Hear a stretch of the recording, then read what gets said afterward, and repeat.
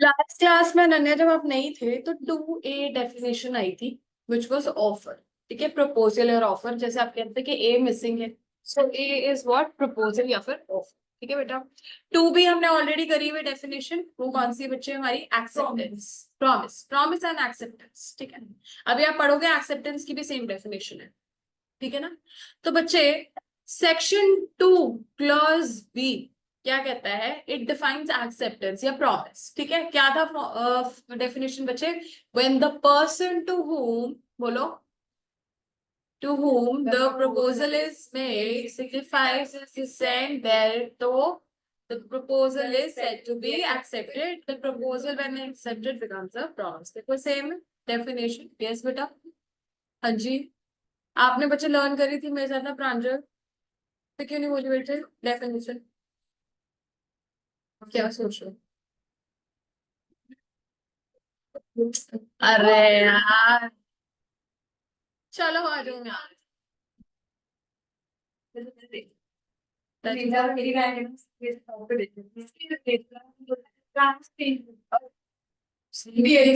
आएंगे।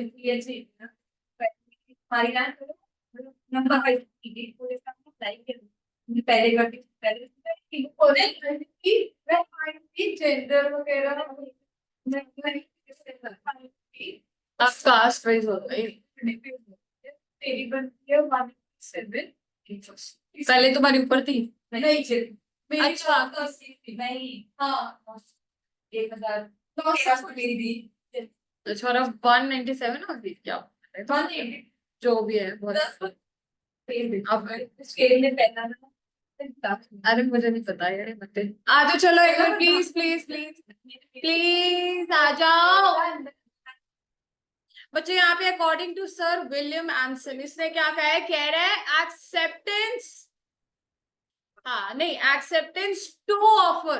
कह रहे हैं जब मैंने किसी एक इंसान ने एक्सेप्ट ऑफर के लिए एक्सेप्टेंस दे दी तो वो एक तरह का क्या है? It is like gun powder which is what. एक बार याद है जैसे छोटे होते कार्टून, तुम लोगों ने, मुझे नहीं पता, हमारे टाइम पे टॉम एंड जेरी वगैरह जब आता था तुमने देखा है? देखा है, चलो गुड। तो बच्चे क्या हुआ कि उस टाइम पे ना बड़ा वो होता था कि पीछे से वो ऐसे जला देते थे बॉम्ब और करके चलता आता था, एकदम ठा बजता था, समझ रहे हो? तो ये वो बात कर रहे हैं कि पीछे से अगर गन पाउडर को तुमने एक बारी के लिए बच्चे क्या कर दिया, चला दिया, तो वो फटेगा ही फटेगा। कहने का मतलब ये है, ठीक है ना, कि एक बारी अगर बुलेट गन में से निकल गई तो वो बच्चे कहीं ना कहीं तो लगेगी। वो बात कर रहे हैं। ठीक है, तो कह रहे हैं acceptance is to offer what a lighted matchstick match is to a train of gunpowder. ठीक है ना, means acceptance trigger can not be recalled और अनडन। मतलब अगर एक बारी मैंने एक्सेप्टेंस दे दी तो ये नहीं है कि मैं अपनी एक्सेप्टेंस को वापस दे दूं या मैं मुकर जाऊं। यस, मैं मुकर नहीं सकती। आई कैन नॉट से नो टू एक्सेप्टेंस।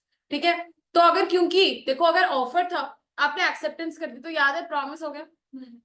अगर प्रॉमिस है मतलब वो अग्रीमेंट ही है, एक तरह का अग्रीमेंट बना ना बच्चों। और अगर वो लीगली इन्फोर्सेबल है, अगर वो क्या है, लीगली इन्फोर्सेबल है, तो वो क्या बन जाता है? कॉन्ट्रैक्ट। एंड कॉन्ट्रैक्ट के साथ आपके लीगल रेप्लिकेशंस आएंगे, वो हम आगे पढ़ेंगे परफॉर्मेंस के बाद, ब्रीच वगैरह। ठीक है, which कह रहे offer can be withdrawn just before it is accepted. अब क्या हुआ, मैंने अंशिका को से सपोज कोई ऑफर देना था, अभी उसने एक्सेप्ट नहीं किया, तो तब तक मैं क्या कर सकती हूँ? ऑफर विड्रॉ कर सकती हूँ। जैसे ही अंशिका ने ऑफर को एक्सेप्ट कर लिया, मैं जो हूं अपनी एक्सेप्टेंस, सॉरी, अपने ऑफर को वापस नहीं ले सकती।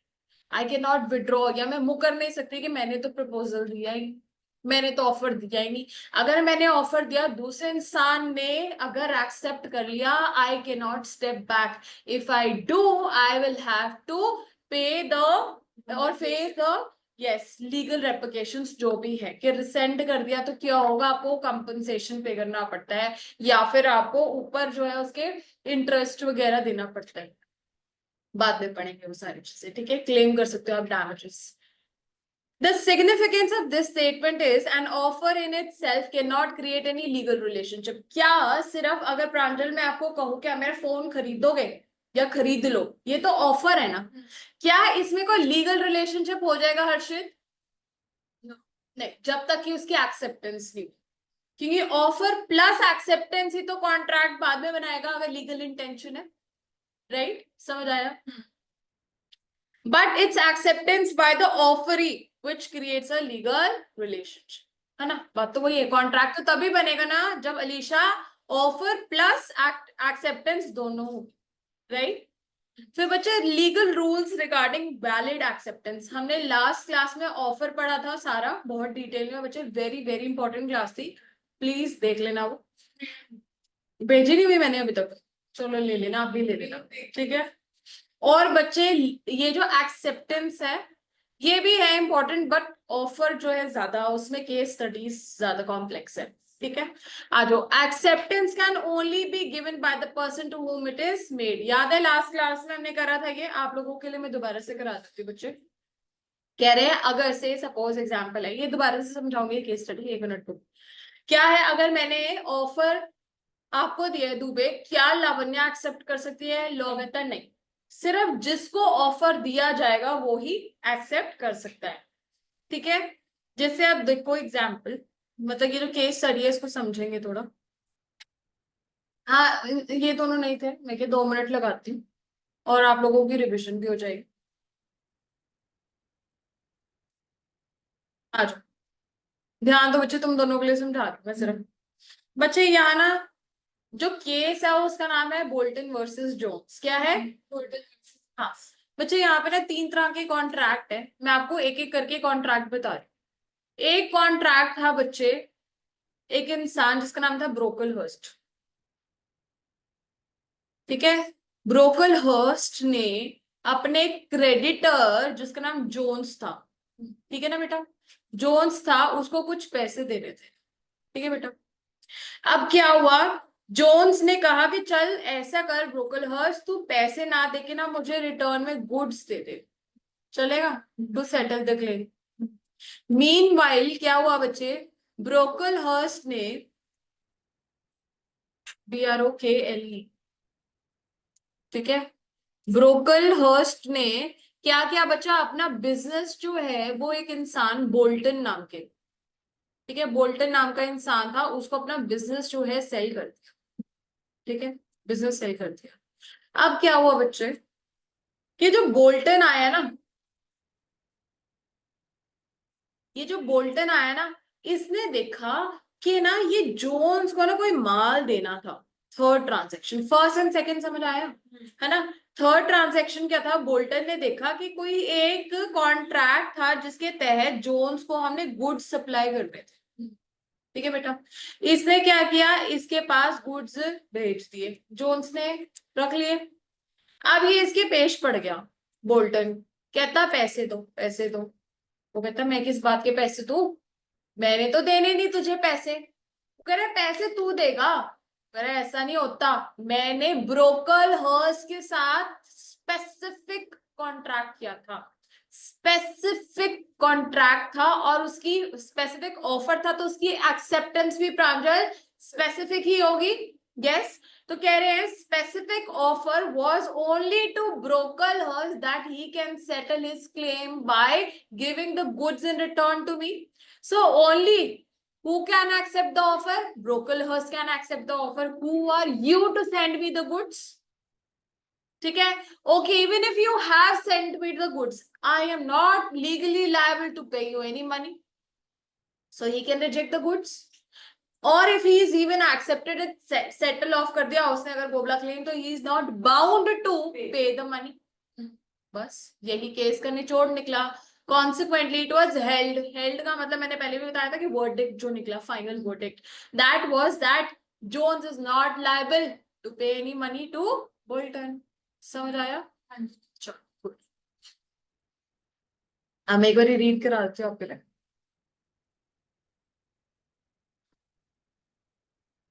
Bolton bought business from Brocklehurst. Jones was Brocklehurst's creditor who had placed order with Brocklehurst for the supply of goods. ठीक है? Bolton supplied the goods even though the order was not in his name. अब किसने कर दिया? जब Bolton ने supply कर दिया। Jones denied payment to Bolton as Jones intended to set off his debt against Brocklehurst. ठीक है बेटा, आया ना समझ? Held मतलब conclusion, जो verdict कोर्ट की तरफ से आया, as the offer was not made to Bolton, therefore there was no contract between Bolton and Jones, right? Second, तो ये फर्स्ट जो था बच्चे वैलिड एक्सेप्टेंस था, पहले इसमें भी डायरेक्ट क्वेश्चन बन जाता था।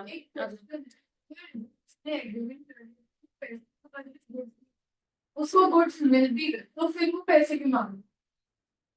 बच्चे बोल्टन मांग रहे हैं, जैसे ब्रोकलहर्स्ट के साथ था ना कॉन्ट्रैक्ट, आगे समझ पक्का?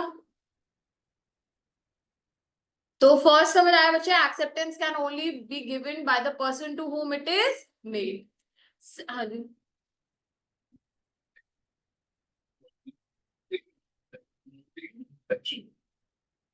डेफिनेशन भी सेम है बेटा, यही यही से तो स्टार्ट किया बेटा मैंने आपको कहा कि डेफिनेशन भी सेम है बेटा, when the person to whom the proposal is made, ठीक है बेटा। फिर सेकंड जो है बच्चा, acceptance must be absolute and unqualified. इसका मतलब क्या है? इसका मतलब हर्षित आप एक्सप्लेन करो बेटा मुझे। Acceptance must be absolute and unqualified. Unqualified का मतलब लास्ट क्लास में हमने समझा था, अनक्वालिफाइड का मतलब समझा दो। एक्सेप्टेंस फोर्स नहीं होनी चाहिए, कंडीशनल नहीं होनी चाहिए। अनक्वालिफाइड का मतलब क्या है? अनकंडीशनल। अनक्वालिफाइड का मतलब क्या है बच्चे? Unconditional. That means there can not be any conditions attached to acceptance, but can the offer be conditional? Yes. Can the acceptance ever be conditional? No. ये बेटा, तो कह रहे हैं acceptance must be absolute and unqualified. Absolute मतलब जैसे थी वैसे की वैसे, कंप्लीट। Absolute मतलब complete, and unqualified means you cannot change any terms or conditions, ठीक है। अब ये नीले वर्सेस मेरिट, फैक्ट्स कहता है एम ऑफर्ड, ये भी हमने करा था, मेरे को लगता है मैंने पहले आपको ये वाला सेम कराया हुआ है। आज मैं यहाँ पे दिखा देती हूँ, थोड़ा सा डिफरेंट था, वो 2 लाख करके कुछ था। आज बच्चे यहाँ पे क्या है, ये सेम नीचे मैंने डायग्राम फॉर्म में कराया, फिर मैं रीड कराऊंगी क्या केस है, नीले वर्सेस मेरिट। और बच्चे या फिर एक और ऐसा केस है, union of India versus Babulal, AIR is India, ठीक है ना, AIR और इंडिया, ठीक है ना जी। इंडिया क्या बच्चे, AIR ऑल इंडिया, जैसे रैंक लिखते हैं ना, इसमें रैंक वो ईयर होगा, ये कुछ ऐसे लिखते हैं। हाँ, कुछ नहीं ऐसा, मतलब कि ये उस टाइम का जो भी वर्डिक्ट और उस टाइम पे केस, मतलब ये केस बताया हुआ है इंडिया में 1968 में केस था बच्चे। अब इसमें क्या है, ए या कह लो एम है ये, ठीक है, ये एम है ना बच्चे, इसने क्या किया, अपना लैंड जो है एन को ऑफर किया सेल के लिए, ठीक है। और कहा बच्चे कि मैं तुझे जो हूँ 280 पाउंड के, सॉरी 280 पाउंड के लिए बेचने के लिए तैयार हूँ। एम ने एन को कहा कि तू मेरा लैंड खरीद ले और उसके बदले पाउंड 280 मुझे दे दे, ठीक है। And replied acceptance but enclosed cheque of pound 80 only, ठीक है। एंड उसने क्या करा, promise to pay the balance 200 pounds by monthly instalments of 50 each. उसने कहा बाकी 4 मंथ्स में तेरे को 50 करके मैं तेरे को क्या कर दूंगा, पेमेंट रीपे कर दूंगा। Held and can not enforce the acceptance since it was qualified acceptance. उसने अपनी मर्जी से चेंज कर दिए ना। एम ने तो क्या कहा, तू मेरा लैंड खरीद ले और उसके बदले मुझे कितने पैसे दे दे, 280 पाउंड्स। एन ने क्या किया इन रिटर्न, उसने क्या है 80 पाउंड का तो एक चेक लगा के दे दिया एक्सेप्टेंस में, मतलब पुरानी बात है ना, तो कहीं उसमें ऑफर जो भी करा होगा जिस तरीके भी पोस्ट के थ्रू या जो भी है, चेक डाल के दे दिया और एक लेटर में लिख दिया कि देखो 4 इंस्टॉलमेंट्स 50-50 पाउंड की अगले 4 महीनों में मैं पे करके लैंड अपने नाम कर दूंगा।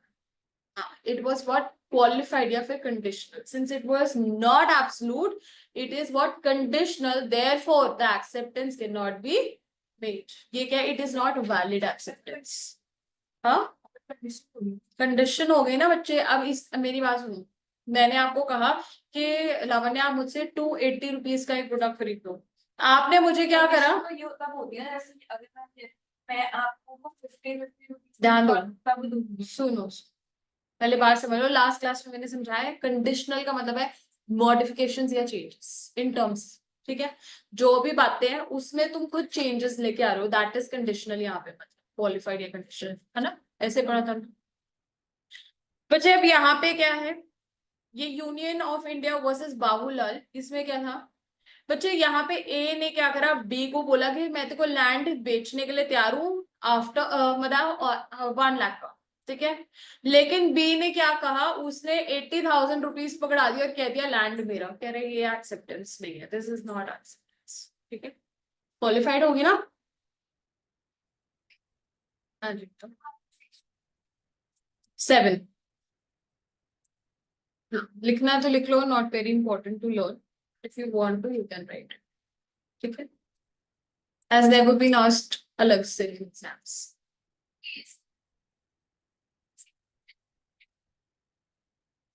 क्या एक स्विंग दिखाओ। कहाँ पे नंबर क्या है ये बोला? अच्छा फर्स्ट लाइन, ठीक है। क्या पूछे बच्चे?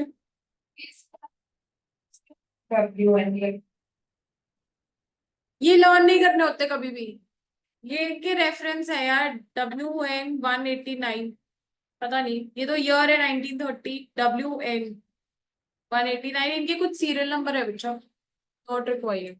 ये कभी लिखने भी नहीं होते एग्जाम में, सिर्फ नाम लिखना जरूरी है, ईयर भी लिखना जरूरी नहीं है। हाँ नाम लिखना है। मैंने लास्ट क्लास में बताया, फैक्ट्स कभी नहीं आपको पूछेंगे कोई पेपर में कि तुमने लिख के दोगे, क्योंकि ये बीकॉम का पेपर नहीं है। आपने सुन लो क्या करना है, क्वेश्चन में आपको फैक्ट्स गिवन होंगे, आपने जो है उसका रेफरेंस देना है कि ये फैक्ट्स जो है किसके साथ रिजेंबल कर। जैसे अगर क्वालिफाइड एक्सेप्टेंस कोई दे रहा है, आपने देखा फैक्ट्स में, तो आप कहोगे as per the Neil and Merritt case, ये जो है ऐसे ऐसे है, ठीक है बच्चा।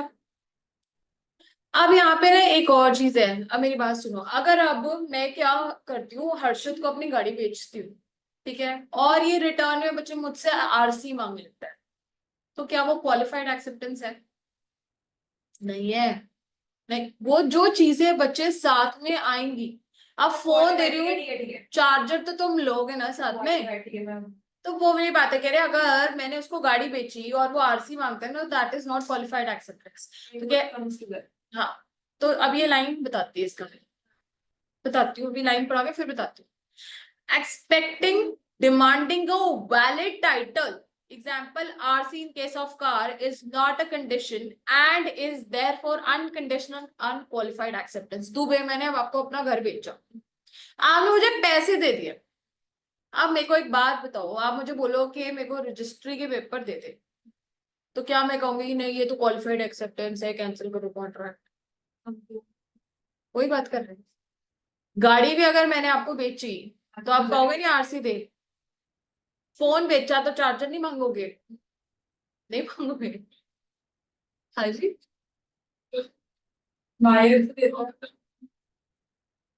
पूरा ही तो आता है चार्जर, कब से नहीं आ रहा? वैसे मेरे पति ने भी अभी जब से 13 ही है मेरा, 13 में तो आया था, मेरे हस्बैंड का भी 15 है ना, 15 लिए उन्होंने, हाँ उसके साथ अडेप्ट कर दिया उसने, तभी मेरा मान लिया। हाँ तो या फिर वो मेरा पुराने वाले का होगा, हो सकता है, सॉरी इतना ध्यान नहीं मुझे सालों में। The acceptance must be communicated, ठीक है बच्चे। अब ये वाली बात भी थी यार, कि अब क्या हुआ बच्चे, से सपोज, कोई माइंड तो नहीं करेगा, है ना, एग्जाम्पल सुनते हैं। क्या हुआ, लावण्या को उसके किसी बंदे ने क्या करा, प्रपोज कर दिया, XYZ, ठीक है, पसंद करता था। अब क्या हुआ, जब तक ये अब अपना हाँ नहीं करेगी, क्या ये एज्यूम कर सकती है ऐसे, या वो एज्यूम कर सकता है कि हम रिलेशनशिप में हैं? ऑब्वियसली नॉट, ऑब्वियसली नॉट, नहीं नहीं, अले ये क्या, ऐसे थोड़ी ना होता है। तो वो तो फ्लिंग्स होते हैं भाई फिर। चलो छोड़ो, गलत एग्जाम्पल दे दिया तुम लोगों को। Acceptance must be communicated is, चलो, एक्सेप्टेंस मस्ट बी कम्युनिकेटेड का मतलब क्या है? देखो मेरी बात सुनो, अगर अब क्या हुआ, मुझे प्रांजल ने कहा कि मैम मेरा ना बिजनेस है, ठीक है, अब ये बहुत ज्यादा ट्रेंडिंग एक वो है कि चलो, नहीं, मोस्ट इम्पोर्टेंट, जैसे आजकल क्या है, हम every house has AC, in coming time future I believe that there will be what requirement of air purifiers in each house because of the air quality, right? So he's opened up a new business of air वो purifiers, ठीक है। इसने कहा कि ma'am जो है, मैं आपको ऐसे करता हूँ, मैं ना मैन्युफैक्चरर हूँ, आप जो हो ना आगे से सपोज मैं दुकानदार हूँ, मुझे बोलेगा कि आप अपनी शॉप पे रख लो, ठीक है, और मेरे को बता देना आपको कितना ऑर्डर लिखवाना है। आगे समझ। अब ये बच्चे से मुझे तो ऑफर दे दिया कि इतना इतना का खरीद लो, ठीक है। अब क्या हुआ, मैंने अपने दिमाग में सोच लिया कि मैंने प्रांजल को जो इसने ऑफर दिया ना जिस रेट पे, वो मैंने एक्सेप्ट कर लिया, और मैं अपनी वो पर्ची जो है रख के ड्रॉर में इसके एक्सेप्टेंस की, जिस भी तरीके से इसने करना था, या ईमेल जो है ड्राफ्ट में छोड़ के रख दिया मैंने, ठीक है, रिप्लाई नहीं दिया, इसको कम्युनिकेट नहीं की।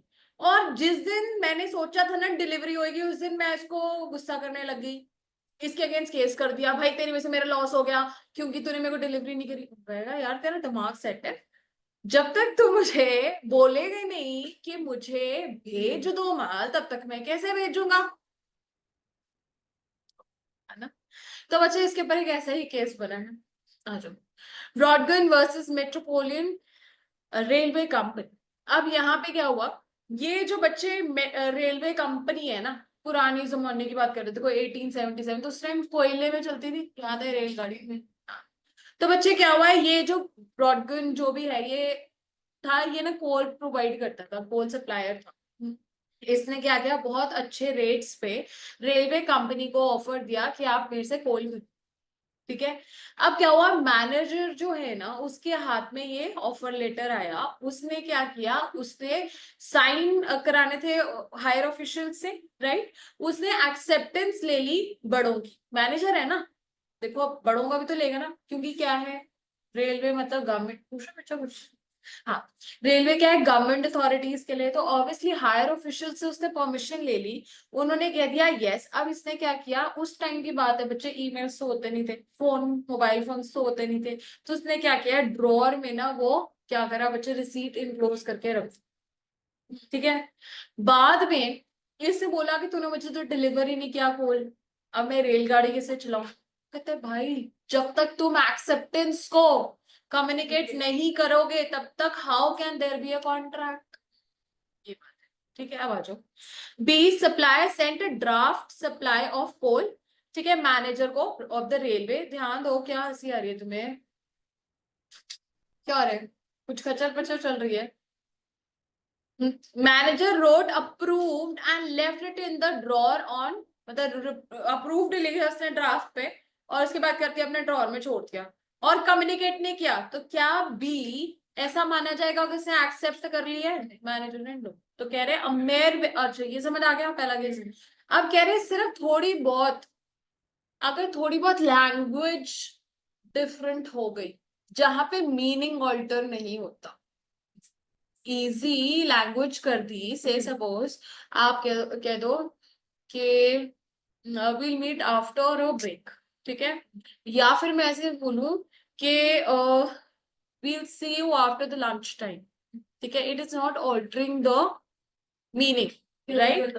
हाँ, मतलब वही है, बस वर्ड्स जो है थोड़े बहुत चेंज हो गए, या डिफरेंट डिफिकल्ट लैंग्वेज को आप थोड़ा सा क्या कर रहे हो, सिंपली सिंपल लैंग्वेज में कर रहे हो, हिंदी को इंग्लिश में कर रहे हो, इंग्लिश को पंजाबी में कर रहे हो, उससे अगर फर्क नहीं पड़ रहा मीनिंग में, if it is not altering the meaning, ठीक है ना, जैसे आप रिसेंट करना या कैंसिल करना, ऐसा लग गया, हम लोग समझते हैं रिसेंट, बड़ों को बोलोगे may be they not understand, उनको बोलो कैंसिल कर दिया तो दे अंडरस्टैंड, राइट। तो कह रहे अगर सिर्फ मतलब सेम रहता है, भाषा या वर्ड्स का यूज डिफरेंट है, ठीक है ना, तो इसका मतलब वो क्वालिफाइड एक्सेप्टेंस नहीं माना जाता, वो नॉर्मल है, उसमें कोई गड़बड़ नहीं है, it is a valid acceptance, ठीक है। अब ये लैंग्वेज देखो, a mere variation in the language not involving any difference in substance would not make acceptance ineffective. That means acceptance is again what? Effective. ठीक है. Hayworth versus Knight, not a very important case law. जहां important है वहां मैं बता ही रही हूँ, पर अगर आप लिखना चाहते हो, लोन करना चाहते हो, करो, जितना मर्जी लोन करो. Acceptance must be in the prescribed mode. अब क्या हुआ बच्चे कि से सपोज पुराने जमाने में ऐसा बोला जाता था कि अगर जब तक कि आप प्रॉपर स्टैम्प लेटर पे कोई चीज जो है हमारे को पोस्ट करके नहीं दोगे, तब तक हम नहीं मान सकते कि आपने एक्सेप्टेंस दी. या फिर मैं अब आपको बताती हूँ, आजकल के टाइम में जो पेमेंट मोड है to ICI is little different. हमारे टाइम पे net banking was not there when I was at your level, right. ठीक है, फाउंडेशन और इंटर तक, फाइनल में तो यूपीआई आ गए थे मेरे भी. तो उस लेवल पे बच्चे क्या था इन बैक इन 2010, राइट, 10 मैंने कर लिया 2010 में +2. तो बच्चे उस टाइम पे क्या था, हमें ड्राफ्ट्स बनवाने होते थे बैंक से. ठीक है, ड्राफ्ट. और ऐसे नहीं, आजकल तो ड्राफ्ट भी कब बनता है, जब आपके बैंक अकाउंट में बैलेंस होता है तो बनता है. हमारे टाइम पे क्या होता था, कैश लेके जाना पड़ता था. ड्राफ्ट की कुछ नॉमिनल से फीस लगती थी, 40-50 depending on the amount of the draft. और फिर बच्चे वो आईसीआई के पास जाता था, लेटर लिख के देते थे, फिर वो हमारे को ऐसे लेटर सा भेजते थे कि हाँ जी आपकी पेमेंट हमें आ गई है, अब आपको बुक्स आ जाएंगे, ऐसा होता था. ठीक है, तो बच्चे वो प्रिस्क्राइब्ड मोड था तब, क्या कि ड्राफ्ट के थ्रू पेमेंट. आज प्रिस्क्राइब मोड्स में भी नेट बैंकिंग है, debit card, credit cards, UPI है कि नहीं है. अच्छा, यूपीआई भी है. जैसे आप से सपोज मैं आपको बात करती हूँ एसीसीए की, तो it does not accept any UPI, it does not accept any national cards. Obviously it requires what, international वाला कार्ड ओनली, और उसमें भी कुछ आई थिंक वीजा और मास्टर कार्ड, उसके अलावा कुछ भी नहीं. तो ये क्या है, प्रिस्क्राइब्ड मोड्स है. या फिर सुनो, एक्सेप्टेंस अगर से सपोज आपको ऐसे बोल दिया कि ईमेल अगर करोगे स्कूल, देखो मेरी बात सुनो, कभी अगर आपको शायद पता हो एडमिशंस के बारे में, जैसे बाहर का मैं आपको बताती हूँ, वो लेटर आता है या एक्सेप्टेंस, आपने कभी भी कॉलेज में कहीं पे भी अप्लाई किया हो, स्कूल में अप्लाई किया, जैसे हम अपने बच्चों को स्कूल में एडमिशन कराते हैं तो बच्चे ईमेल आता है, हाँ, कि एक्सेप्ट हो गए और यू मतलब आप एक्सेप्ट हो या रिजेक्ट हो या व्हाटसोएवर. तो वो बच्चे जो एक्सेप्टेंस होती है बाय स्कूल और by college is given by email. कई जगहों पे ऐसा होगा कि आपको डायरेक्ट मैसेज आ जाएगा ऑन व्हाट्सएप. ठीक है, तो बच्चे prescribed mode means if I say that I will accept your admission only if you write me an email and send it to me on so and so email ID. ठीक है, तो इसका मतलब तभी माना जाएगा कि आपकी एक्सेप्टेंस है. अगर आप मुझे फोन करके बोल दो ना कि हाँ जी हमने एक्सेप्ट कर लिया, तो कह रहे जो ऑफरर है, मैंने ऑफर दिया ना कि मैं आपको सामान बेचना चाहती हूँ, अब आपकी एक्सेप्टेंस मुझे चाहिए किसके थ्रू, ईमेल के थ्रू. वो मैंने लिखा हुआ है, प्रिस्क्राइब किया है. इफ नथिंग इज प्रिस्क्राइब तो किसी मर्जी मोड में कर दो, पर्सन, कॉल, मैसेज, व्हाट्सोएवर. लेकिन अगर प्रिस्क्राइब्ड है दैट ओनली थ्रू ईमेल, तो बच्चे क्या करोगे. अगर अब अंशिका ने मुझे कॉल कर दिया, मैम मेरे को ये सामान दे देना, हाँ, और बच्चे मैं आगे से इसको कुछ नहीं बोलती ना, मना नहीं करती है, ये नहीं बोलती कि यार प्रिस्क्राइब मोड के थ्रू करना था, मतलब तुम्हें कोई ईमेल भेज, तो मतलब क्या है, वो मेरे पार्ट पे डिफॉल्ट है कि मैंने उसकी एक्सेप्टेंस को एक्सेप्ट कर लिया. समझाऊंगी फिर से, रुको आज एक बार फिर रीड कराती हूँ, फिर समझाती हूँ. ठीक है, क्या, if the offerer demands acceptance only via telegram, पुराने जमाने में खत लिखो तभी माना जाएगा, and acceptance by mail, no acceptance if the offerer informs that the that it is invalid means mode of acceptance. अब क्या कह रहे हैं, अगर क्या हुआ, मैंने इसको बोला कि बच्चे आपको सिर्फ ईमेल के थ्रू ही अपनी एक्सेप्टेंस देनी. ठीक है बच्चे, अब क्या हुआ, इसने मुझे ईमेल के थ्रू एक्सेप्टेंस ना देके एक लेटर लिख के दे दिया, या व्हाट्सएप पे मैसेज कर दिया, या कॉल कर दी, मतलब प्रिस्क्राइब मोड में नहीं किया. तो क्या हुआ बच्चे, कह रहे it is my duty as the offerer, मेरा ऑफर था ना कि सामान खरीद ले. ठीक है, it is my duty as offerer that I should remind her that this is not the prescribed mode of responding. You should reply me only via email. You should reply me only via email. तो कह रहे if there is a default on the part of the offerer, ठीक है, ऐसा अगर मैंने अंशिका को नहीं बोला ना कि यार ईमेल के थ्रू भेजो, ठीक है, तो इसका मतलब यह है कि मैंने इसकी एक्सेप्टेंस को एक्सेप्ट कर लिया। अब now I am bound by the offer, that means I am accepting her means of acceptance. Yes, accept हो हाँ जी, क्लियर है सबको? तो कह रहे हैं if the offerer fails to do so, किस चीज के लिए फेल कर रहा है कि मैं उसको बताऊं this is not the prescribed mode. Yes, it is presumed, मतलब it is assumed in advance that the acceptance is communicated, valid contract।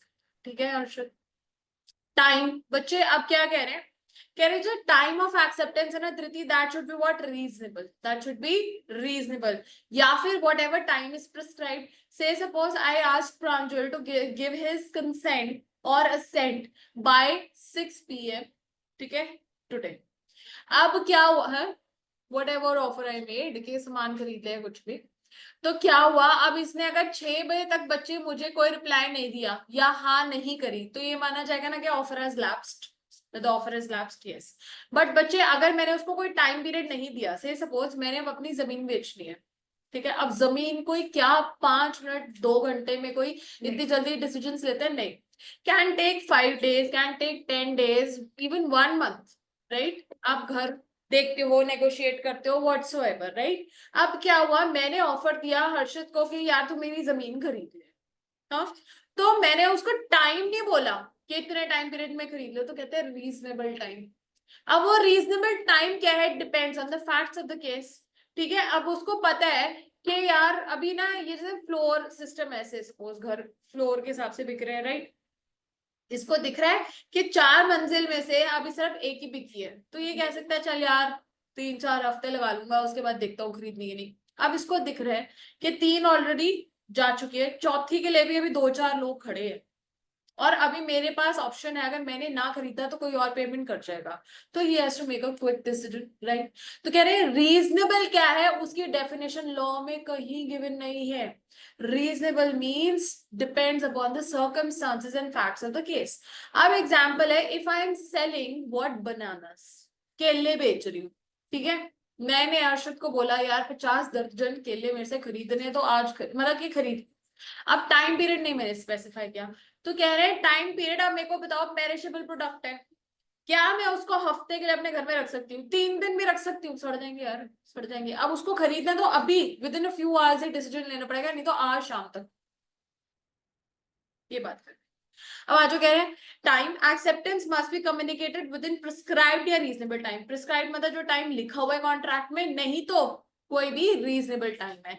से सपोज बनानास है, तो 4 दिन तो बहुत ज्यादा टाइम है ना, हाँ, तो यहाँ पे जैसे बुक में लिखा है कि 4 दिन, तो कह रहे 4 दिन तो सड़ जाएंगे, खराब हो जाएंगे, आप कुछ ही घंटों में फटाफट रिप्लाई करो। और अगर घर है तो 4 दिन तो ठीक है, रीजनेबल टाइम पीरियड है, हफ्ता भी दे सकते हो, 15 दिन, महीना भी दे सकते हो, डिपेंड करता है। अब ये देखो बच्चे एक और चीज, mere silence does not means acceptance, या does not amount to acceptance, क्या है?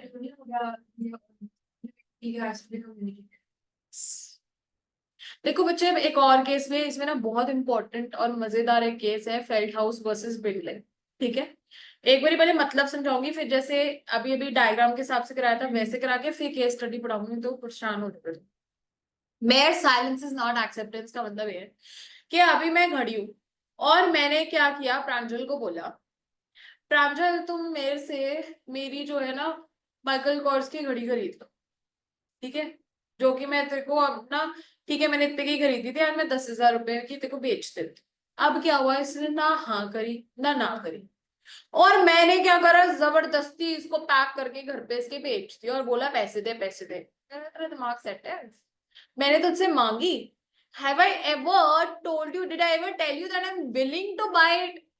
कह रहे नो, एक्सेप्टेंस जो है it must be communicated, it can not be in silence, it has to be communicated verbal, मतलब किसी ना किसी तरीके से वो होनी चाहिए ना कम्युनिकेट। यस, तो कह रहे it can not B silent form में, नहीं हो सकती। सब एग्जांपल हो आ जाओ, ये वाला फेल्ट हाउस वर्सेस बिंडले का ध्यान देंगे सारे, थोड़ा सा टेक्निकल सा है।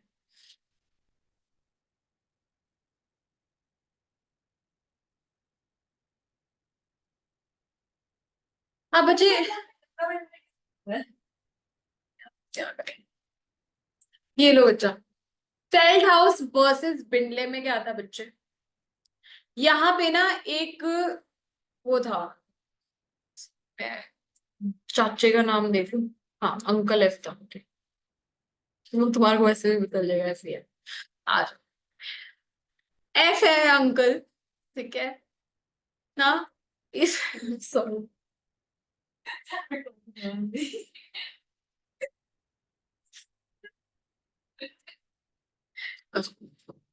अंकल है, ठीक है एफ, और उसने क्या किया, उसका नेफ्यू है बी, ठीक है, उसका नेफ्यू क्या है बी, ठीक है। बच्चे क्या हुआ, ये जो बी है ना, इसने अपने फार्म हाउस में, ठीक है, फार्म हाउस में ऑक्शन लगानी थी, ठीक है। अब फार्म हाउस में ऑक्शन लगाने के लिए ऑब्वियसली इसने क्या किया होगा, ऑक्शनियर बुलाया होगा। अब क्या हुआ बच्चे, ये जो अंकल है ना फिंडले, इसने क्या कहा, बिंडले जो बनाया है, फिंडले ही और बिंडले ही है ना, हाँ felt house sorry, felt house ने बिंडले को कहा कि यार ये ना मेरे को घोड़ा तेरा ना काले रंग का बहुत पसंद है, ठीक है, क्या बच्चे मुझे तेरा ना ये घोड़ा जो है वो बहुत ज्यादा पसंद है, कि अगर तूने कुछ ना कहा ना, सुन लो बच्चे, if I had no more of it I accept I assume that you sell me the horse, यार प्लीज छोड़ दो, ठीक है। क्या कह रहे हैं, ये बोल रहे हैं कि अंकल ने नेफ्यू को कहा कि अगर तू अभी कुछ नहीं, मतलब मैंने ऐसा कुछ नहीं सुना ना कि इसके बारे में कोई भी बात हुई है, तो ये मैं मानूंगा कि घोड़ा तूने मुझे बेच दिए। कहानी समझ आई, फिर से अंकल ने अपने नेफ्यू को कहा कि ठीक है तू ऑक्शन कर रहा है, ये घोड़ा मुझे बहुत पसंद है मेरा, अगर मैंने इसके बारे में कुछ और चर्चा में नहीं सुना कि तूने अभी मेरे को कुछ अगर नहीं कहा, if you remain silent then I assume that the horse is mine, ठीक है। अब क्या हुआ, ये जो बिनले था ना बच्चे, इसने ना अपने उसको ऑक्शनियर को कहा, उसने अपने ऑक्शनियर को कहा कि ये घोड़ा ना, ये घोड़ा जो है क्या है, मैं अपने अंकल को देना चाहता हूँ, ठीक है, इसको बेचना मत, इसको ऑक्शन मत करना। समझ आ गई कहानी, फिर से एफ है, उसने बी को कहा कि घोड़ा मुझे बहुत पसंद है, इसको ऑक्शन मत करना, और अगर तुम मेरे को कुछ नहीं बोलते तो मैं मान लूंगा कि तूने घोड़ा मुझे बेच दिया है, इतने रुपए, इतने पाउंड का, पाउंड के हिसाब से।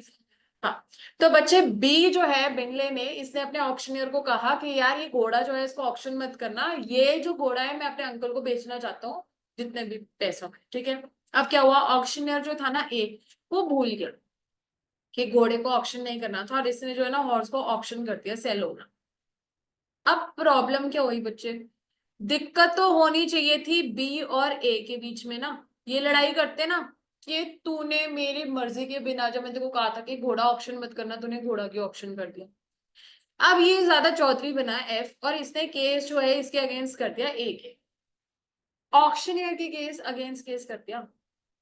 क्या कहा कि तूने मेरा घोड़ा कैसे बेच दिया, ये तो घोड़ा मेरा था।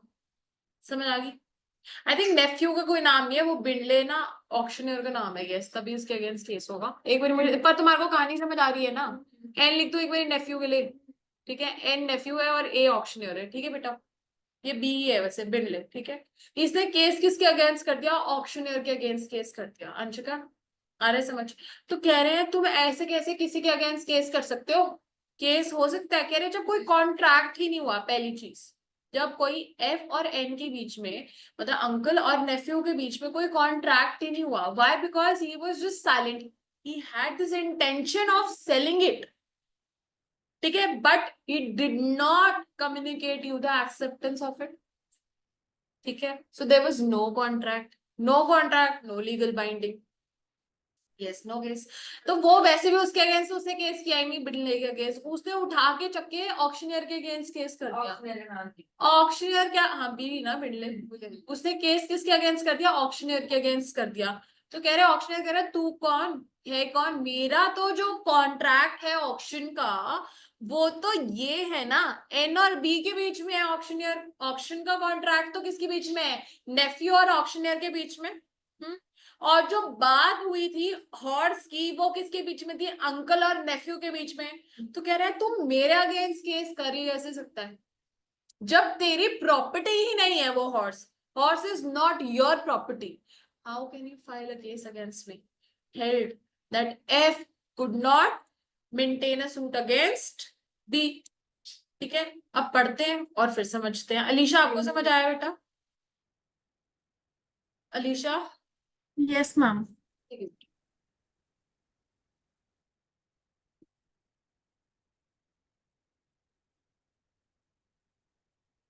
Feldhaus versus Binley. बच्चे, F uncle made an offer to his nephew horse to buy his horse for £30, saying if I hear no more about it, I shall consider the horse mine at £30. ठीक है, उसने कहा कि अगर तूने मेरे को आज जवाब नहीं ना दिया तो मैं मानूंगी घोड़ा जो है वो मेरा है. जवाब मतलब ना नहीं गई. ठीक है.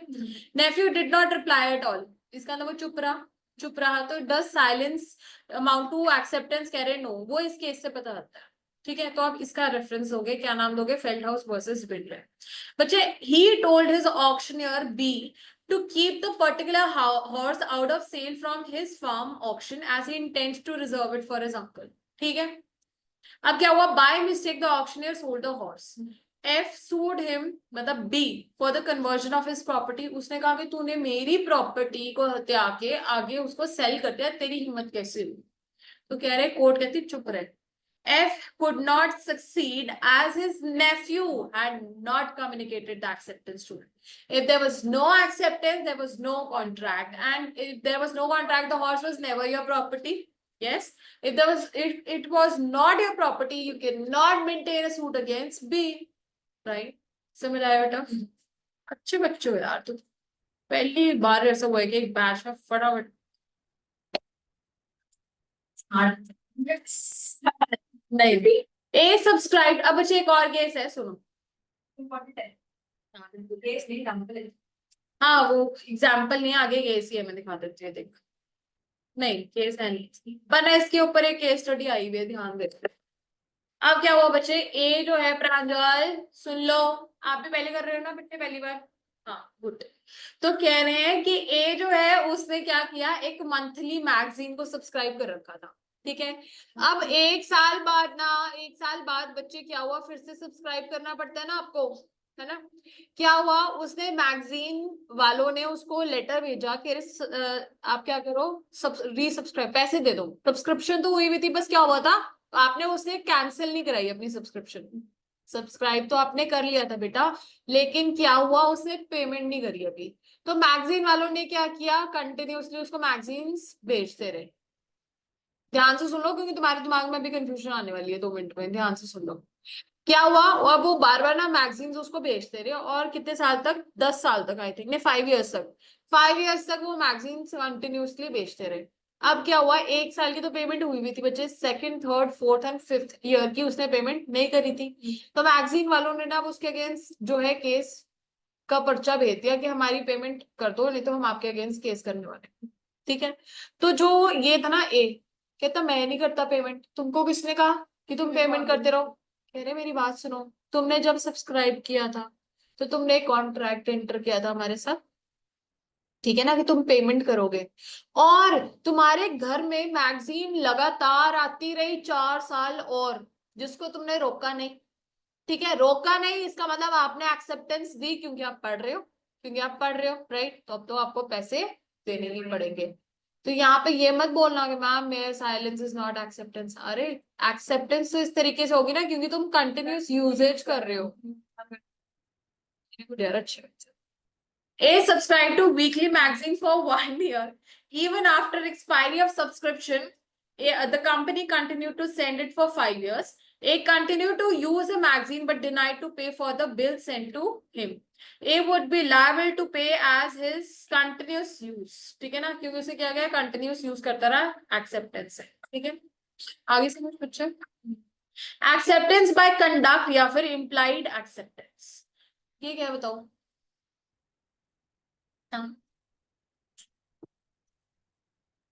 वही है, मैं रेस्टोरेंट में बैठ गई, कॉफी पी ली, तो बच्चों यही है ना कि मैं पैसे दूंगी. कूली ने मेरा बैग पकड़ लिया. यस, बिल्कुल. अब मेरा कूली ने बैग पकड़ लिया, उसने मतलब ऑफर दिया, मैंने मना नहीं किया, तो मतलब मैंने इम्प्लाइड एक्सेप्टेंस कर दी. अब एक मेरे तो बच्चा ऑफर तो उसने दिया ना. हमने एक्सेप्ट ही नहीं किया, वो उठा के लेके आ गए। हाँ तो मना नहीं ना किया, तो आपने इम्प्लाइड एक्सेप्टेंस आगे समझ। अब तो फिर सब क्योंकि साइलेंट कम्युनिकेशन वाला उसे यूनिफॉर्म पहनी मेरे बेटा इसने। एक और एग्जांपल देखो, आप जाओगे केमिस्ट के बाहर, यूजुअली आपने देखा होगा वो कॉइन वाली वेइंग स्केल होता है, वेइंग मशीन होती है, 1 रुपए का कॉइन, पता नहीं 2 रुपए का या 5 रुपए का कॉइन डालो, तुम सारे पतले हो ना, तुम्हारे पास जरूरत नहीं क्या है, कॉइन डालो, है ना, और देखो अगर लाल से रंग की ऐसे पतली सी देखी तो होगी, यूज नहीं करी है। वेइंग स्केल नहीं होता, वेइंग मशीन जिसपे वेट चेक करते हैं यार। अब वो डिफरेंट टाइप का किस टाइप का आता है, अब भी कह रही हूँ मैं इस जमाने पर हल्की नहीं बातें कर रही, कितने भी केमिस्ट चल जाओ बाहर, सबके होते हैं रेड कलर की ऐसी सी मशीन होती है जिसमें कॉइन डालो और खड़े होना। ग्रे कलर का। अब जो भी समझ आ गई ना तुम्हें कहानी, उस पे तुम कॉइन डालते हो तो वो कह रहे हैं वो क्या है, जो मशीन है वो एक तरह का ऑफर है कि आओ कॉइन डालो और अपना वेट चेक करो। अब तुम कॉइन डाल देते हो तो मतलब तुम एक्सेप्टेंस दे रहे हो ना, समझ आ गई, ठीक है। तो अब यही एग्जाम्पल्स आ रहे हो। ट्रेडर जो कस्टमर है उसने ऑर्डर दिया ट्रेडर को, मेरी बात सुनो, कस्टमर ने ट्रेडर को ऑर्डर दिया, ठीक है, मैंने क्या किया बच्चे, ऑर्डर दे दिया, अब मेरे को कोई कंफर्मेशन नहीं आई है कि हमने आपका ऑर्डर रिसीव कर दिया, जैसे अब हम ऑनलाइन करते तो ऐसा होता है ना, we have received your order and your shipment will be वो ब्ला ब्ला ब्ला, कह रहे हैं ऐसा कुछ नहीं है, ऐसा कुछ नहीं हुआ, बस मैंने ऑर्डर दिया और उसने हाँ ना नहीं करी, ट्रेडर ने सीधा मेरे को सामान भेज दिया, तो वो क्या है, इम्प्लाइड एक्सेप्टेंस, इम्प्लाइड एक्सेप्टेंस की बात कर रहे हैं, ऑफर की अभी बात नहीं कर रहे, ठीक है। एक और ऐसे एग्जाम्पल है बच्चे, कॉबलर बाहर बैठा हुआ है, अब मैं उसको अपना जूता दे दूं ठीक करने के लिए, तो वो ठीक करके अगर दे देता है बिना कुछ बोले कि हाँ जी ठीक कर देंगे जी, मैंने जूता उतारा, उसने लिया, उसने सी के मुझे वापस दे दिया, तो वो क्या है, इम्प्लाइड एक्सेप्टेंस। सिल्क है, सी के सिल्क है व्हाटसएवर, ठीक है, या पॉलिश कर दिया, आपने देखा होगा ऐसे आप जूता ऊपर कर देते हैं, मूवीज में दिखाते होते हैं, वो बेचारा बिना कुछ बोले साफ करने लग जाता है जूते, मूवीज में तो दिखाते ही हैं, केजीएफ वगैरह वगैरह, हाँ। मैं क्यों मारूंगी, तो acceptance of offer by a because cobbler was making an offer, cobbler तो वहां क्यों बैठा बेटा कि मैं तुम्हारे जूते साफ कर दूंगा, आप पता नहीं, आई थिंक सेक्टर 17 में भी ऐसा होता है, बैठे होते हैं पॉलिश करने वाले, है ना, तो अब जाओ, आप बार पीछे पड़े होते हैं, कर दो करा लो भैया साफ, हाँ, तो आप बस अगर रखोगे 2 मिनट पैर रखोगे भी सही, वो मारने लग जाएगा ऐसे, या गाड़ी पे भी वो शीशे से साफ करने लग जाते हैं, है ना, वो क्या है बच्चे, वो क्या कह रहे हैं, हमें पैसे दे दो, समझ आ गई। अब ये है सबसे सबसे सबसे इम्पोर्टेंट टॉपिक, इसमें क्वेश्चन बनना ही बनता है, बनता ही बनता है, मतलब मैं आपको बता रही हूँ, communication of offer and acceptance, इसके सेक्शंस है 4 और 5, ठीक है, ये सेक्शन भी लर्न करने हैं, सेक्शन 4, ठीक है, पहले तो आपको इजी लगेगा, बस में एक आधी चीज ही है जो लर्न करनी है, रट्टा लगवा दूंगी, कोई टेंशन नहीं है, आज communication of offer is complete when it comes to the knowledge of the person to whom it is made, ये रटनी है लाइन, ये वाली सेक्शन 4, नहीं लिख लो, communication of the offer is complete when it comes to the knowledge, section 4, section 4 है ये अभी जो मैं लिखवा रही हूँ, सेक्शन 5 बाद में आएगा, सेक्शन 4 है communication of offer is complete when it comes to the knowledge of the person to whom it is made, underline, star mark, highlight, whatsoever, कुछ भी करो, इसको लिखो, सबसे ज्यादा इंपॉर्टेंट बात यही है, लिखो फिर समझाते।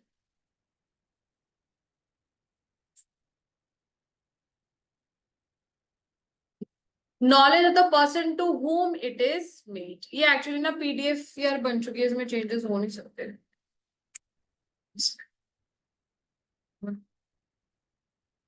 इट इज लिख लिया सबने, हाँ नहीं ये लिख रहे हैं ना बच्चे, आज क्या है, कह रहे हैं ऑफर, ऑफर कब माना जाएगा कि कंप्लीट है, ऑफर कब माना जाएगा कि कंप्लीट हो चुका है, कम्युनिकेट हो चुका है, जब जिस इंसान को आपने ऑफर दिया उसको पता चल गया कि तुमने उसको ऑफर दिया, फिर से बोलो, कह रहे हैं कि ऑफर की कम्युनिकेशन कब मानी जाएगी कि कंप्लीट है, जब जिस इंसान को आपने ऑफर दिया उसको पता चल गया कि उसको ऑफर जो है किया गया है कोई चीज, ठीक है।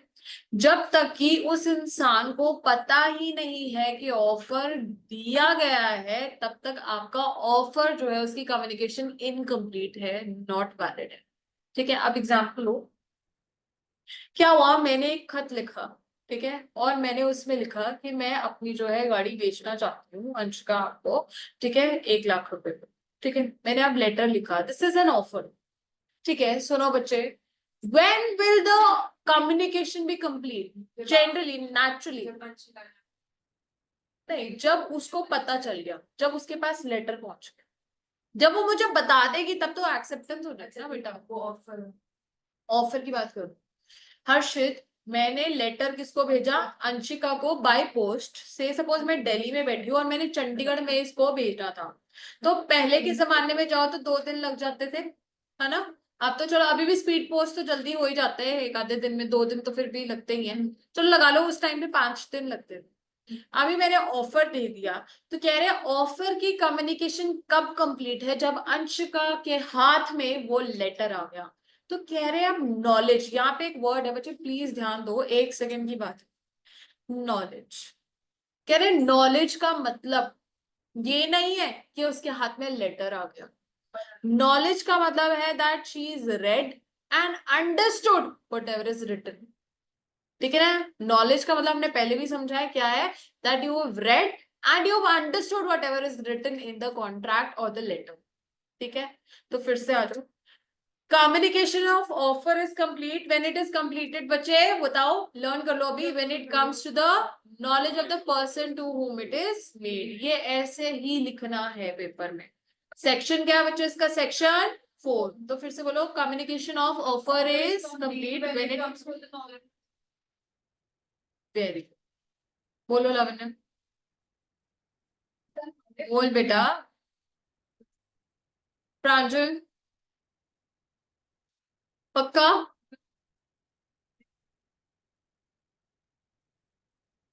Alisha, conclusion of the story. ये क्या हुआ था,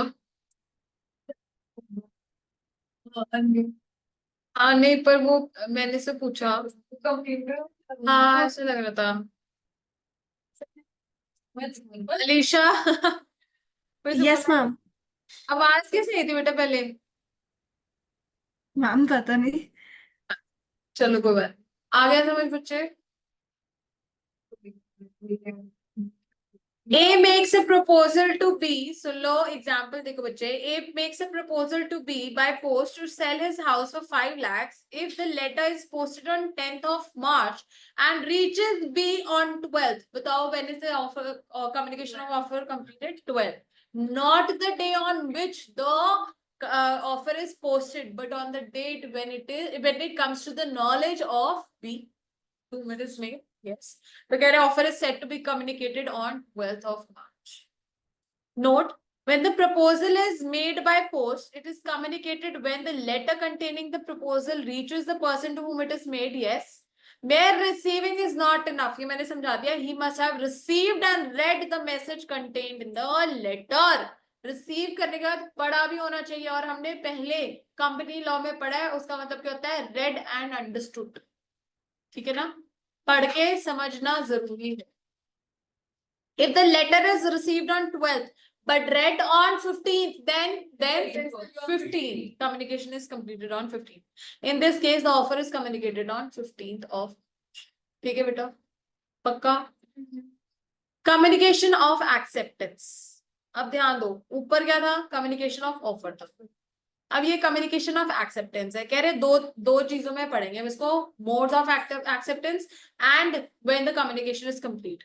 तो कम्युनिकेशन तो कब कंप्लीट होगी, से when it comes to the knowledge of the person to whom the acceptance is made as against the offeree, आगे बढ़ाऊंगी, and offerer के against में क्या, कॉलेज में आ गई। अभी फिर करेंगे हम, उसको टेंशन नहीं लेनी बच्चे। अब सेक्शन 3 जो है वो आपको बड़ा सा ही लगेगा, modes of acceptance. Communication of acceptance के दो भाग पढ़ेंगे बच्चे, modes of acceptance and when the communication is complete. Modes of acceptance जो है सेक्शन 3 में और उसके पॉइंट्स में 3 दो भाग पढ़ेंगे। इसलिए करती so that it's not monotonous ना, if I keep on speaking the same tone and same language you will sleep. We will now पढ़ेंगे this chapter. पता है क्यों, मैं आपको बताती हूँ उनको एक से, क्योंकि एक से जल्दी हो मोड्स ऑफ एक्सेप्टेंस बच्चे, communication by act. Communication by act क्या हुआ, एक्शन कर दिया तुमने। जैसे कि अब क्या हुआ, कह रहे communication by act means expression of words whether oral और रिटन। मैंने बोल दिया कि हाँ जी हर्षित जो आप लाइटें मेरे को दिखा रहे थे ना, मेरे घर में बेच देना, ठीक है, और जितने क्या बेच रहे हो पैसे दे दूंगी। तो ये क्या है, ओरल। रिटन में भी हो सकता है, ईमेल्स के थ्रू, मैसेजेस के थ्रू, ठीक है, लेटर के थ्रू, किसी भी तरीके में इसको कर सकती हूँ रिप्लाई। तो कह रहे रिटन किस फॉर्म में हो सकता है, letters, Telegram, faxes, emails, advertisements, and oral कैसे हो सकता है, टेलीफोन मैसेजेस। अब नेक्स्ट क्या है, communication by of acceptance by omission to do something.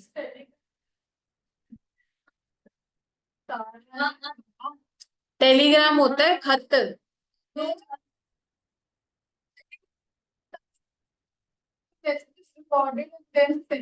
No, yes, no. Telegram बोलते नहीं, टेलीग्राम आए हैं। Wait, okay, wait.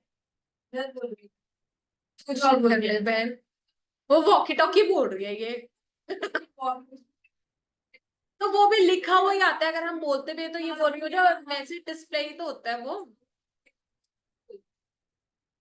पेजर। तो देख ले भाई, टेलीग्राम बता दे, टेलीग्राम ऐप ना बोलती हूँ बस, ठीक है। अब एक बार नेक्स्ट समझ लो, आज बच्चे, communication of acceptance by omission to do something. अब क्या हुआ, मैंने क्या कहा, मैंने प्रांजल को कहा कि यार प्लीज तू विटनेस की तरह ना कोर्ट में आके मेरे अगेंस्ट गवाही मत लो, ठीक है। मैंने इसको क्या किया, ऑफर दिया कि प्लीज आप जो है एज ए विटनेस मेरे अगेंस्ट जो है कोर्ट में मत खड़े होना, एंड आई पे यू 50,000 फॉर इट, ठीक है।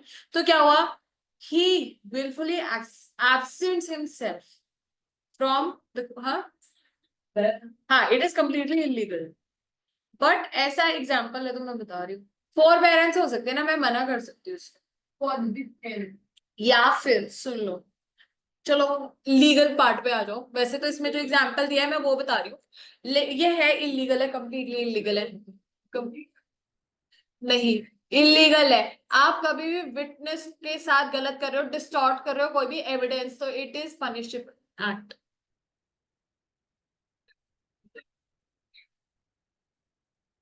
बच्चे say suppose if you were a sole witness of an incident there, ठीक है, and I forbear you not to go there, ठीक है, either because with even without money, even if I don't pay you anything, there are,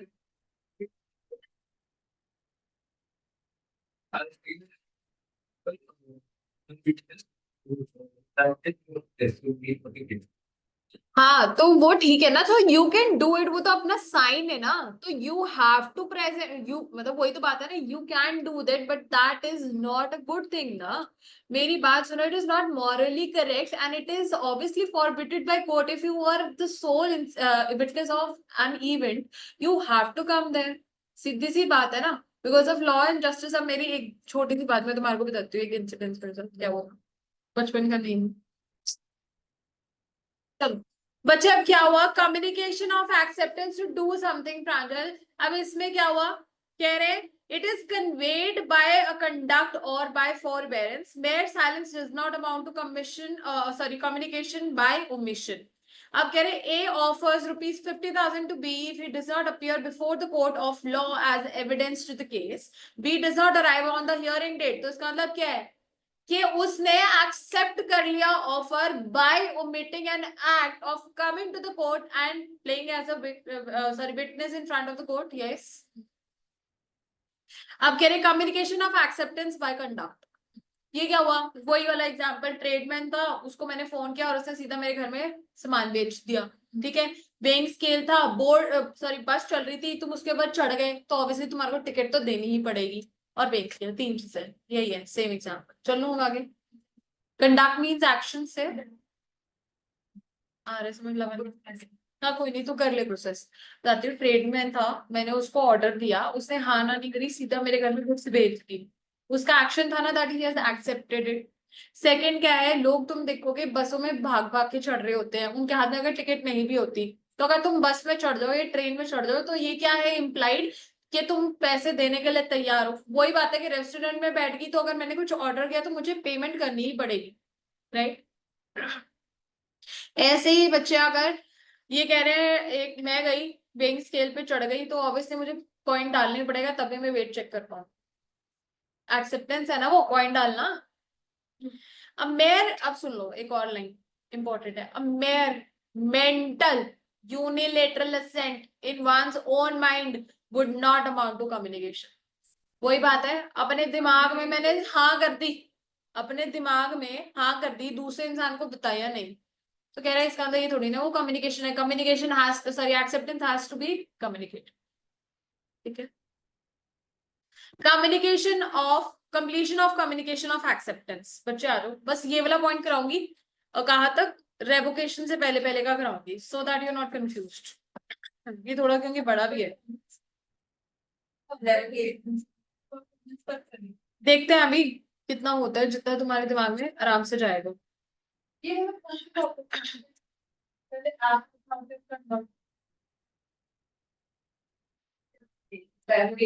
board बस तो weighing scale action से हुआ ना बच्चे, ओमिशन कर तो ली बच्चे। देख एक्ट का मतलब क्या हुआ, वर्ड्स ओरल या रिटन, ठीक है, बता एक्सप्रेस्ड। फिर communication by of acceptance by omission, कि मैं कोर्ट में नहीं गई और मैंने उसकी बात मान ली, ऑफर एक्सेप्ट कर लिया, हाँ ठीक है, एक्शन से हुआ।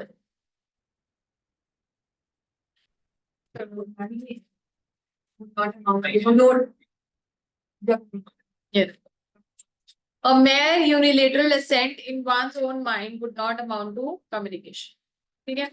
ये तो सेक्शन 3 था बेटा, अब सेक्शन 4 कंटिन्यू हो रहा है। पहले क्या था, completion of communication of an offer, this is completion of communication of acceptance. हमने 2 पार्ट्स किए थे ना, 2 भाग, जिसमें एक भाग मैंने आपको सेक्शन 3 करा दिया था, section now this is section 4 जो इम्पोर्टेंट वाला है, ठीक है ना बेटा।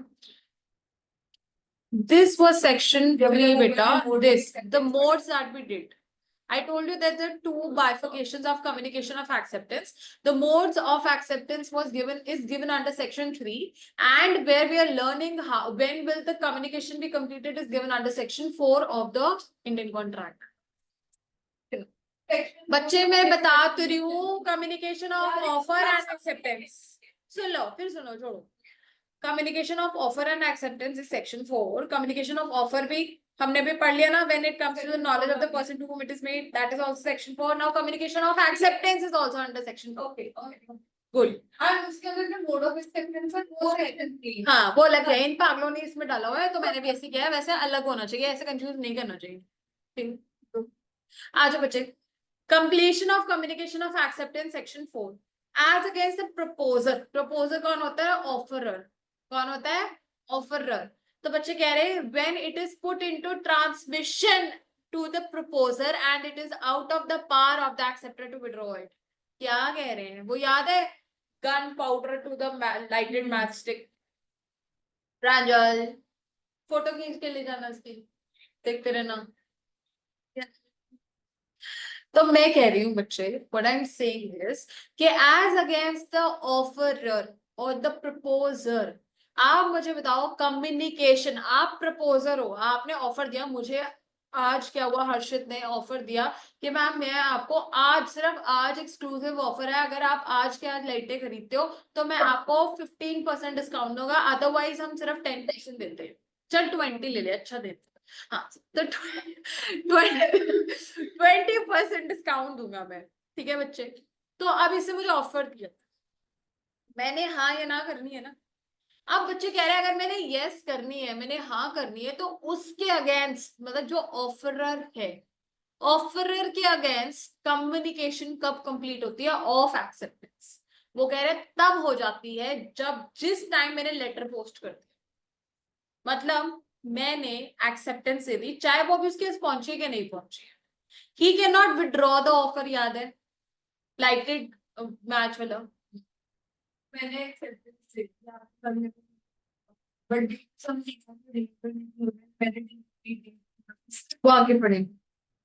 नहीं, डिलीवरी डेट निकल गई है। You don't know that it's accepted by me, but I have accepted and given it. Time lapse हो गया तो ऑफर खत्म हो गया, वो कभी कॉन्ट्रैक्ट So बनाएंगे। can you be sued under our case? How will I be sued बेटा? Because I gave the acceptance, you can. अभी पढ़ेंगे, because against you the communication still not complete. I haven't completed it ना, अभी I am just completing. मैं turn wise turn पढ़ा रही हूँ बच्चे।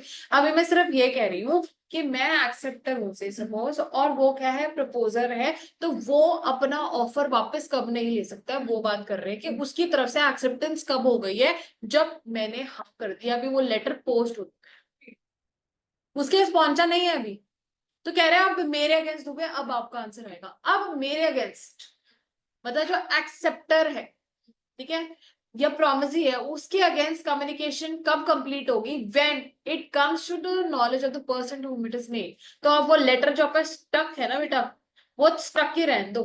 क्यों? क्योंकि जब तक मेरे पास नहीं पहुंचेगा, आपके अगेंस्ट कम्युनिकेशन कंप्लीट नहीं है।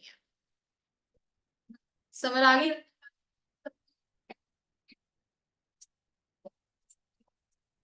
कैसे होगा बेटा? जब तक मेरे पास लेटर आए, अब इसका केस है, बेटा वही तो बात है, सुनो तो सही, सुनो फिर से, अभी आता आता चीज समझ लो, फिर से पूरी अच्छे से बात समझो। अब डूबे का एग्जाम्पल लेते हैं, ठीक है। ये कह रही है कि इसको मैंने ऑफर दिया, इसने एक्सेप्टेंस ली, ठीक है।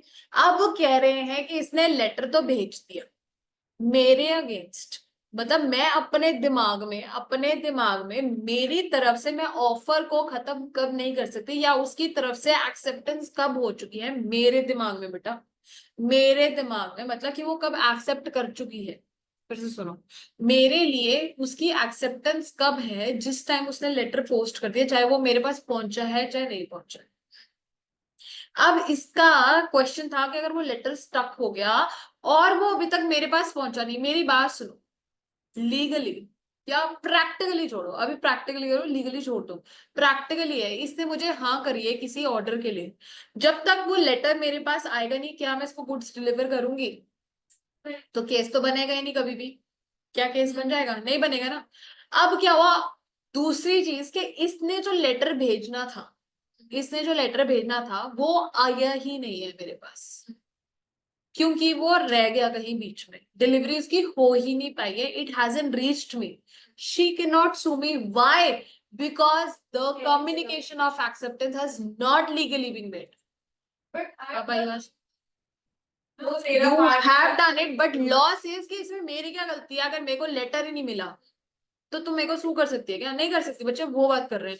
अब किसी भी तरीके और आपने मुझे इन्फॉर्म कर दिया, मोबाइल के थ्रू, फोन के थ्रू, ईमेल के थ्रू, ठीक है, अगर मेरे पास एक्सेप्टेंस आ गई, देन आई एम लीगली, ठीक है।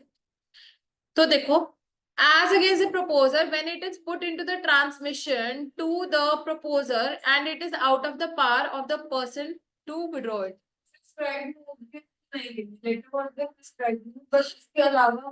बच्चे याद कर, अगर मैंने फिर उसके बाद आगे से ये नहीं बोला कि लेटर के थ्रू ही करना है, तो इसका मतलब ये है कि मैंने एक्सेप्ट कर लिया। As against the acceptor, as against the acceptor, अब दुबे के अगेंस्ट कब माना जाएगा कम्युनिकेशन कंप्लीट है? When it comes to the knowledge of the person to whom it is made, to the offerer or the proposer. Yes. When a proposal is accepted by a letter sent by the post, ये लो तुम्हारी कहानी सारी, हम यहाँ पे letter के through जो है, वो मेन कहानी तो सारी लेटर की है, बाकी मोबाइल फोन्स पे तो इंस्टेंट है ना, इंस्टेंट रिस्पॉन्स है, उसमें तो कोई डर नहीं है ना तुम्हारे को। सारा यहाँ पे सब है कि अगर लाइन बीच में कट जाए, डिस्टर्बेंस है कॉल की, लेटर कहीं अड़ जाए, गुम हो जाए, गलत एड्रेस पे पहुंच जाए, सारे जवाब यहाँ नीचे है। कह रहे when a proposal is accepted by letter sent by post, तो कह रहे हैं as against proposal when the letter of acceptance is posted, उस टाइम पे प्रपोजल के अगेंस्ट कम्युनिकेशन कंप्लीट है ना जब इसने पोस्ट कर दिया. Yes. As against the acceptor when it comes to the knowledge of the person to whom it is made, मतलब जब मेरे पास रीच हो गया. Yes. It is necessary that the letter is correctly addressed. अब important बात क्या है, इसने ही एड्रेस सही नहीं देना. अगर इसने एड्रेस ही सही नहीं डाला तो क्या कभी मेरे पास पहुंचेगा? क्या कम्युनिकेशन कभी कंप्लीट होगी? That the letter is correctly addressed, adequately stamped and duly posted. Stamp करके पोस्ट भी तो करना जरूरी है. अब अगर ड्रॉअर में रखा तो क्या डिलीवरी हो पाएगी? कभी एक्सेप्टेंस हो पाएगी? नहीं. In such a case the loss of letter in transit, कह रहे आप इन सब प्रॉब्लम्स के बाद कि आपने नाम सही लिख दिया, एड्रेस सही लिख दिया, स्टैम्प कर दिया और पोस्ट भी कर दिया, उसके बाद ट्रांजिट में कहीं तुम्हारा लेटर जो है वो गुम गया, डिलीवरी नहीं हुई, तो इसका मतलब कॉन्ट्रैक्ट इनवैलिडेट नहीं होता. कॉन्ट्रैक्ट तो वैलिड है, लेकिन इंपॉर्टेंट क्या है, that I have been duly communicated by other means. If I am communicated through any other means, then obviously I am bound by the one. ये क्या है? कहानी समझ आई? अब एक्सेप्टेंस ओवर टेलीफोन और टेलेक्स और फैक्स और ईमेल, ठीक है. है the contract is complete when acceptance is received by the offeree. जिस टाइम पे भी एक्सेप्टेंस मिल जाएगी. नहीं, ये सिर्फ बच्चे केसेस है, अंडरस्टैंडिंग है. अगर आ जाएगा तो इस तरीके से लिखना है, ठीक है. बस ये वाली जो लाइन मैंने तुम्हारे को बोली है ना बच्चे, ये जो गोल्डन रूल लिखे है मैंने दो, और जो ऊपर मैंने इंपॉर्टेंट वो वाला आपको फर्स्ट लाइन लर्न कराई है, समझ गए ना? बस यही लर्न करना है. ये रहा सेक्शन 4, ये है, समझ गए? ये लर्न कर लिया हमने. और as against the proposal and against the acceptor, बस ये लर्न करनी है आप, ठीक है बेटा? ये रूल्स है. अब बच्चे हम नेक्स्ट क्या कर रहे थे? However, if the call drops in case of disturbance in the line, पहले क्या होता था, लैंडलाइन फोन्स जो है वो डिस्टर्बेंस करते थे, अब आजकल नेटवर्क फेल हो जाते हैं, ठीक है. तो कह रहे they may not be a valid contract, तो कह रहे वैलिड कॉन्ट्रैक्ट नहीं है. अब कह रहे उस केस में इट इज योर रिस्पॉन्सिबिलिटी, जिसके भी अगेंस्ट से प्रॉब्लम आ रही है ना फोन में, वो दोबारा से कंफर्म करे कि आपका यही ऑर्डर था या नहीं था. समझ आ गई बात? अब केस क्या है, Entores limited versus Miles Far East corporation, communication of special conditions. अब ये जो है स्पेशल कंडीशंस मैं ना कल ही तुम्हारे को कराऊंगी, क्योंकि वन गो में ही करने का मजा है और थोड़ी हैवी है दोबारा से केस स्टडीज. तो कल hopefully the chapter will be complete, ठीक है. Tomorrow as a day after, tomorrow we are doing economics.